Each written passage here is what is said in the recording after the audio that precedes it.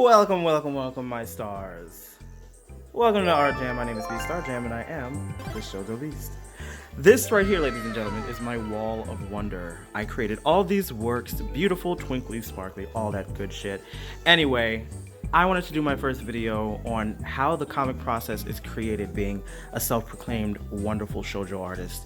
So, what I have for you here is my script that I'm working on. Don't worry about the lighting, we're gonna fix that soon. In later videos. Anyway, this is my script for my doujinshi that I created X amount of years ago. I'm gonna show you what it used to look like, but just get into and it's gone. Let me stop. Anyway, this is the old one that I had printed at Kinko's. I'm not showing you what's inside. The embarrassment is too real. All of my friends who have seen this fucking doujinshi automatically know the cringe inside here, and that's the way I used to draw. So I decided, why not take up the task of redoing it? It's been such a long time. So what I did today, I had off today, so I created this like spreadsheet of different things to kind of like, and every time I finish like something, I'll just mark it down. Now I'm going to tell you, this was inspired greatly. This whole Excel sheet thing was inspired greatly by one of my absolute favorite artists in the world, and you'll see why. Cosmic Freaking Spectrum, guys. Grimoire Noir, Yana Bogach, Vera Green Tea. This girl's art blows my mind, and I watched her video on how she keeps up with her comic process, and it was very, very enlightening and actually very informative, and I'm going to take some notes from her video and apply it to my own comic process. Oh, so this is my little desk, whatever you call it. My little desk, I guess a desk mat. Yeah, it's called a desk mat. I made it myself. These are my characters. BSTARJAM, my logo. I love this so much.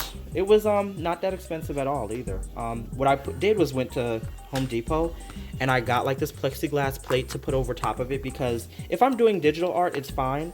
But when I want to do my traditional art, which is what you see right here with all this, I mean, come on.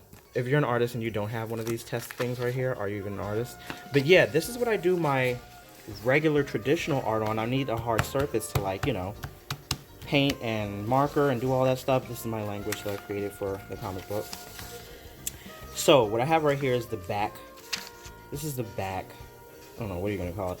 The back book blurb part, or the back cover of it.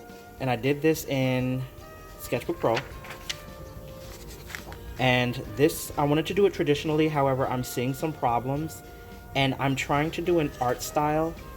I'm trying to take elements of an art style by an artist by the name of Atsuko Ishida, and I just don't think this is going to work.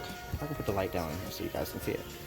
I just don't think it's going to work because I used a dark pencil, and I wanted it to be light and area, and if I go too hard on a pencil, like if I use this is definitely like 2B, not 2B, more like towards an HB or a B. And if I press too hard, what I want to do, I don't think I'll be able to achieve, because I ordinarily stick to like a 2H or an H pencil. H pencil for me is perfect, but a 2H is even better. But there's just some design things that I feel like I'm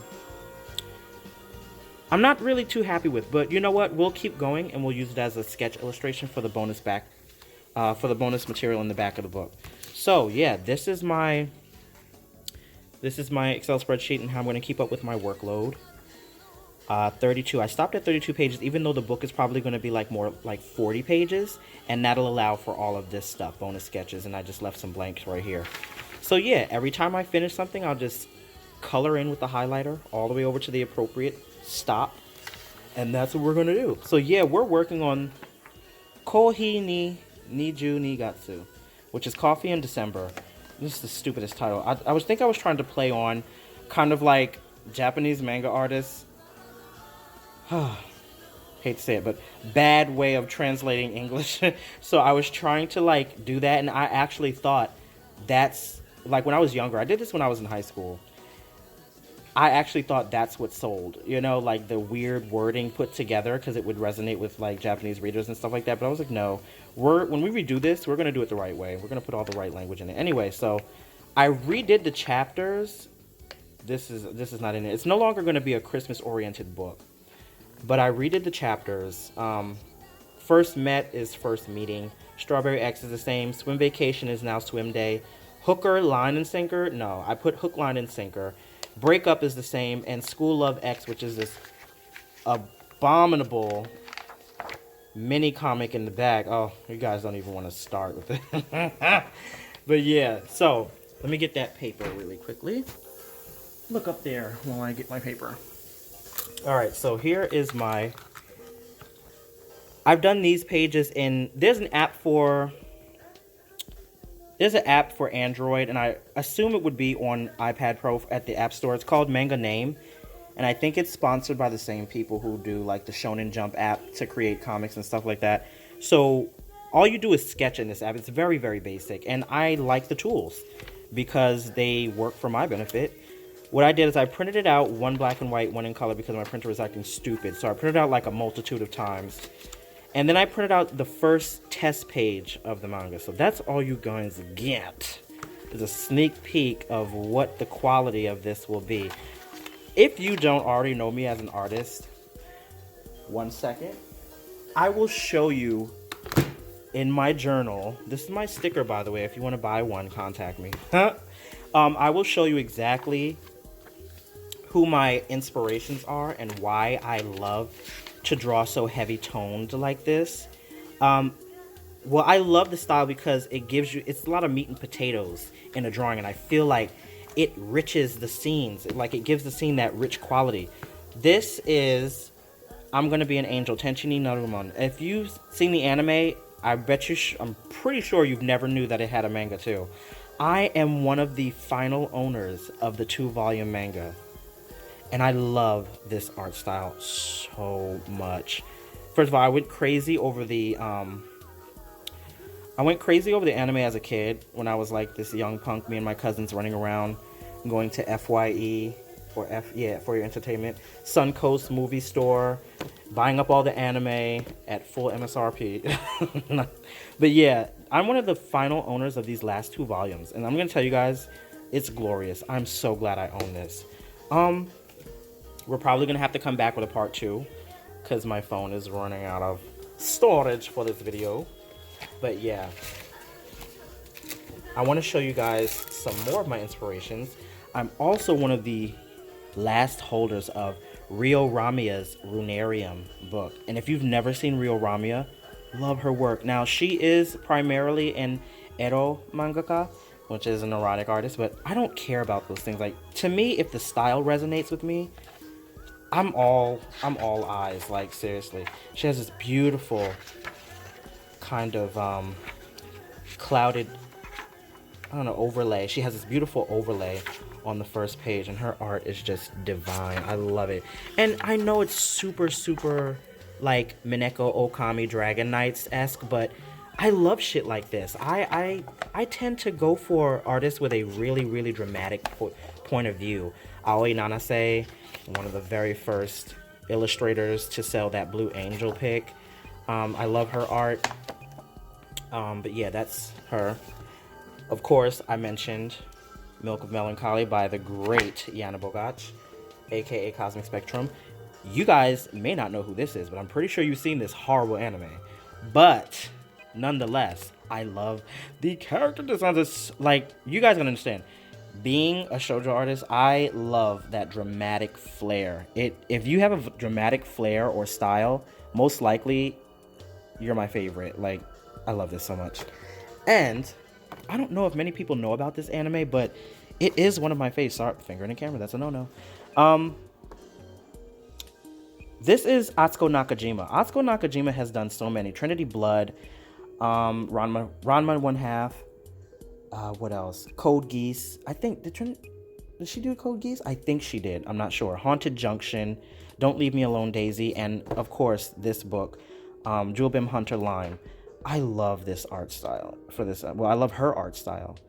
So yeah, these are kind of like my favorite artists when it comes to like character designing and doing manga. I often think of these artists. Now, I have tons and tons more books over in my section, but I'm just gonna get into exactly who some of my favorite artists are. If you know any of these artists on this list, Keiko Takemiya. I'm talking about old school too. I'm an old school fanatic as well as a modern mangaka admirer too. But the old school for me is what taught me my foundation and how to really drive that emotional quality in a scene. And I think of such mangaka as, Hagiomoto, Keiko Takemiya as like more poetic illustrators. They are mangaka, but their work is just so much more grandiose and kind of lend itself to more of a poetic illustration type vibe.